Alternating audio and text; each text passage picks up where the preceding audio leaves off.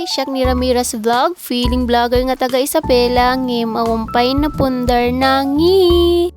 Hi! Panibagong araw, panibagong vlog na naman tayo. For today's video guys, andito kami sa 4 Lanes Plaza, Santiago City para magpaayos ng National ID. Ayan guys, maaga pala kami pumunta sa Santiago City para magpaayos ng National ID sa may 4 lanes. O diba ang aga namin, wala pang masyadong tao sa loob guys.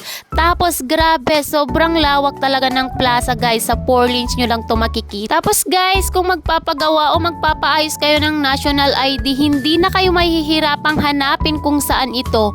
Kasi pagpasok nyo pa lang sa may main door, ayan makikita nyo na kung saan nga yung pinagpapagawaan ng National ID.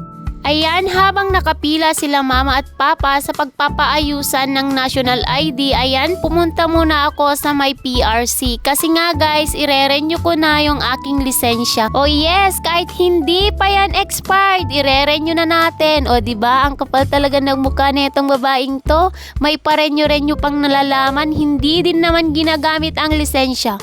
Eh bakit ba? Pinaghirapan ko naman yun Gagamitin ko yung ID. Charot! Tapos dito guys, hinihintay ko na lang na ibigay yung card. O diba? First honor yan, char! Ayan, pagkatapos ko makuha yung aking lisensya guys, ayan, may babing hindi na makaalis-alis sa mga toys. Yung wala kang balak na bumili ng toys, ayan, wala na, bibili na talaga. Tapos ang gusto pa yung truck. Ano yan? Boy ka? Boy? Hoy, girl ka neng. Iba talaga ang trip ng batang to. Yung panglalaki ang gustong laruan.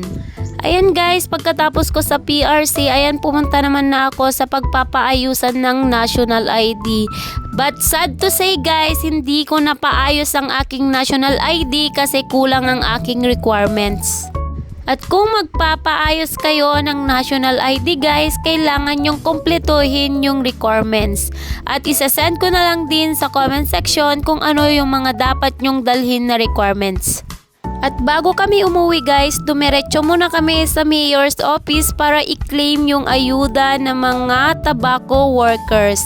O ayan guys, para minsanan na yung lakad, diba? Hindi sayang ang ating gasolina. Grabe guys, sobrang haba ng pila.